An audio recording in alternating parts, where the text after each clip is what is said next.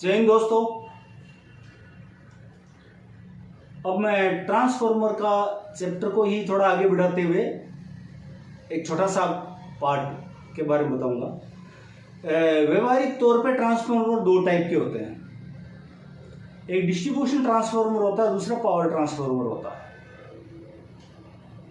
अब distribution transformer का इस्तेमाल कहाँ होता है?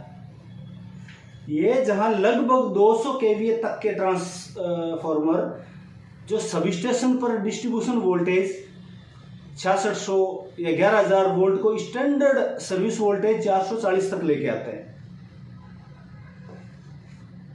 या ट्रांसमिशन वोल्टेज 33000 वोल्ट या 1,32,000 वोल्ट को डिस्ट्रीब्यूशन वोल्ट तक लाते हैं।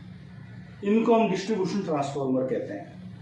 यानी ये बड़े होते हैं, काफ़ी बड़े होते हैं। तो या तो जैसे बड़ी लाइनें हैं 33,000 वोल्ट 1,32,000 वोल्ट, तो इनको उठा के हम डिस्ट्रीब्यूशन वोल्टेज तक लेके आते हैं, या जो डिस्ट्रीब्यूशन वोल्टेज है 6600 से 11000 वोल्ट, उनको हम स्टैंडर्ड वोल्टेज 440 तक ये डिस्ट्रीब्यूशन ट्रांसफार्मर के जरिए लेके आते हैं।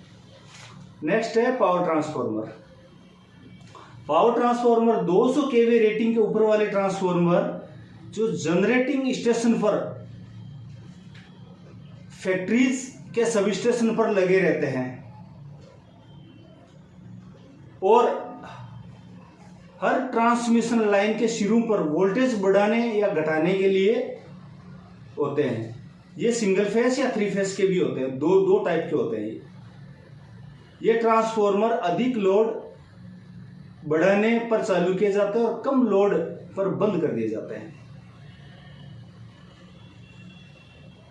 इसलिए इनको ऐसा बनाया जाता है कि टोटल लोड पर भी अत्यधिक इफिशियंसी मिले। तो यह है पावर ट्रांसफार्मर। पावर ट्रांसफार्मर यानी जो डिस्ट्रीब्यूशन ट्रांसफार्मर से आगे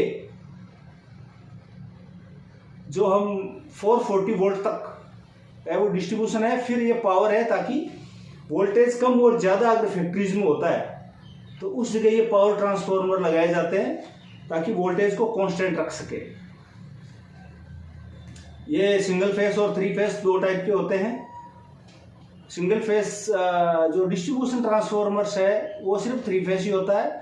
फिर थ्री फेस को सिंगल फेस में लाने के लिए या थ्री फेस को थ्री फेस में रखने के लिए और वोल्टेज को कम या ज़्यादा रखने के लिए ये पावर ट्रांसफार्मर का इस्तेमाल होता है। तो साथियों, अगर मेरा ये छोटे छोटे वीडियो है जो इलेक्ट्रिसिटी पे आपको अगर